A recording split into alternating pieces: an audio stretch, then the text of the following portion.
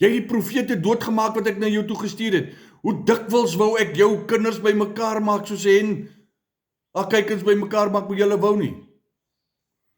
Kyk, julle huis word vir julle verwoes gelaat. Matteus 21:42. En Jesus sê vir hulle, het julle nooit die skrifte gelees nie, die steen wat die bouers verwerp het die hoeksteen geword.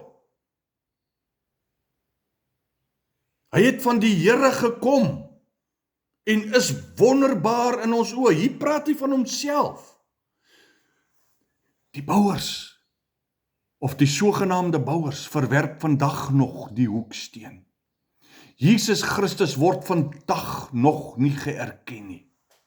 Nie uit Juda uit nie uit Israel uit nie van die moslems af nie. Inteendeel, net so 'n gold nugget wat ek hier wil ingooi. Jy weet waar kom die moslem boek vandaan, die Koran? Is deur die Jode geontwerp, deur die Jode en die Rooms-Katolieke. Dis 'n ding vir 'n ander tyd. Matteus 21:43. Daarom sê ek vir julle, kyk wat sê hy sê vir julle, hy sê dit vir die Fariseërs en die Sadduseërs wat rondom hom staan. Hy sê vir hulle, die koninkryk van God sal van julle af weggeneem word en vir 'n volk gegee word wat die vrugte daarvan sal dra. Ek lees vir jou skrif. Is nie JP Fourie wat so sê nie, ek lees vir jou skrif.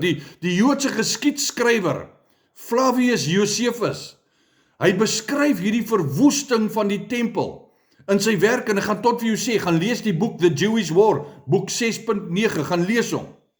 Hy skryf daar, dat meer as 1 miljoen mense gesterf het in die stad met daai oorlog toe generaal Titus Jerusalem geoorweldig het. En die stad Jerusalem is tot 'n puin verbrand. Dit was die einde ook van die ou verbond en die ooreenkoms wat God met Israel gehad het.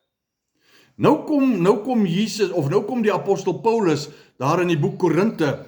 Hy sê daarso dat 'n vrou is aan haar man verbind deur die huwelik solank as wat hy lewe. God het nie 2 bruide nie. Ek wil hê jy moet dit asseblief verstaan. God het net 1 bruid. Die oomblik wat ons sê dat God het 2 vroue, dan is hy besig met egbreek.